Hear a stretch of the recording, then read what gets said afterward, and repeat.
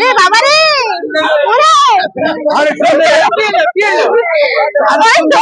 গরম না গরম কি হচ্ছে? ডিম বাঁচতে আসছি, দেখেন লবণ দিব হালকা একটু। এখন দিব ডিম দুইটা, এই যে ডিম দেখছেন। তাড়াতাড়ি কিন্তু সবাই খেতে আসবেন মিলনদার হোটেলে। ডিম তো পড়ে গেছে, পড়ে নাই। কয়টা? দুইটা দিতে হবে। কয়টা দিতে হবে? দুইটা দিলাম। দুইটা এবার আরো দেন। বেলারা চিনি সারা কি আবার বেলারা চিনি সারা এখন লবণ দিয়ে কথা বলেন। আমরা গুলিয়ে ফেলেছি লবণ দিয়ে, তো এটা কিন্তু এখন আমরা ভাজতে যাবো। হ্যাঁ, পেঁয়াজ দিচ্ছেন না? পেঁয়াজ দেয় নাই। না দেয় নাই। কেন দেন? ওই দুই টাকা দিব পরে হাববো। কোন হাববো? হাববো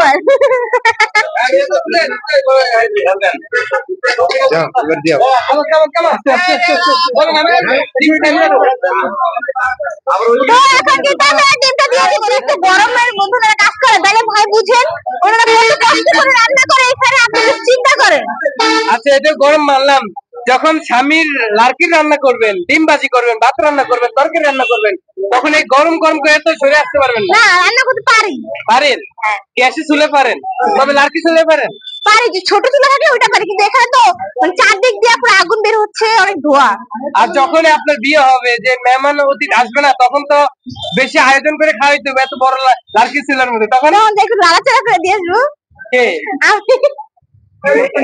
না, তখন কিন্তু ইঞ্জিন দেখ নাকি ভাই, আগে শিখতে হবে, এবার ধরে আসতে হবে। অনেক গরম এখানে। শাশুড়ি খুলতে দিয়ে কি করবো? না, আমার শাশুড়ি অনেক লাকি হবে, কারণ আমি সব কাজ করতে পারি। এটা আবার আমার শাশুড়ি অনেক লাকি হবে, কারণ বৌমা সব কাজ করতে পারে ছোট থেকেই। কমান্ডার যেমন ধরেন রান্না করতে পারি, কাচতে পারি, মেহেদি দিতে পারি, শাড়ি পরতে পারি, তারপরে চুল বাঁধা দিতে পারি, সবকিছু মেকআপ করতে পারি, যা লাগে আর কি সব পারি। আচ্ছা, আমরা একটা প্রমাণ চাই যে আসলে শাক রান্না করে কেমন? শাক রান্না করে কিভাবে? শাক আগে কাটে, বাছে, তারপরে ধোয়, তারপর আলাদা করে রেখে দেয়, তারপর পেঁয়াজ, মরিচ, লবণ, তেল যা থাকে ওগুলো দিয়ে সব মিক্স করে